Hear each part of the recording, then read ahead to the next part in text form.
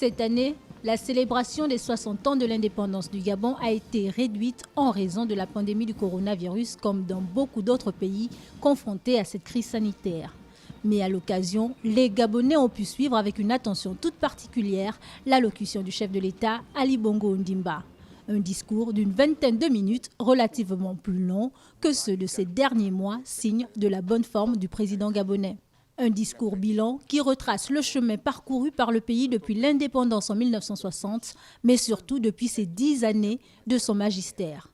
C'est un moment pour le président gabonais de s'appuyer sur le précieux souvenir de ses glorieux prédécesseurs, des pères de l'indépendance, à savoir les présidents Léon Mba, Omar Bongo Ondimba et Rose Francine Rogombe, des fils et filles du Gabon qui ont œuvré à l'édification d'une république solide et digne d'envie. Ali Bongo reste donc convaincu des efforts fournis dans divers domaines en 60 ans qu'il compare à un verre à moitié plein et non en moitié vide comme le verraient certains. Sur le plan politique, malgré les vicissitudes et les péripéties auxquelles nous sommes confrontés, le Gabon demeure uni et soudé. Certes, nous pouvons diverger sur certains points, fussent-ils majeurs, mais cette diversité d'opinions est un atout pour notre pays, étant entendu que les échanges soient sincères, que la volonté réelle soit de bâtir et non de détruire, soit d'améliorer et non de dégrader, soit d'évoluer et non de régresser. Là est l'essence de notre démocratie, l'essence de notre société dans laquelle le dialogue est fortement ancré. Ce dialogue nous fait toujours converger sur l'essentiel, à savoir la concorde,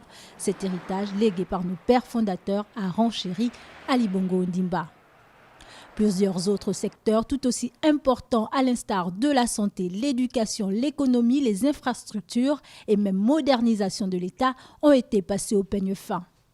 Si les chiffres sont encourageants, le chef de l'État est loin de se satisfaire de tels résultats qu'il juge insuffisants et qui connaissent un retard du fait des crises multiformes que rencontre le monde, telles que la chute du prix du pétrole et la pandémie du coronavirus et ses contraintes économiques. Sur le plan diplomatique, le Gabon reste toujours audible comme sur le plan sous-régional avec les efforts du pays dans le cadre de la réforme de la CEAC, la Communauté économique des États d'Afrique centrale, portée par Ali Bongo Ondimba, président en exercice il y a encore peu. Sur le plan continental et même auprès des institutions financières, le pays reste donc crédible.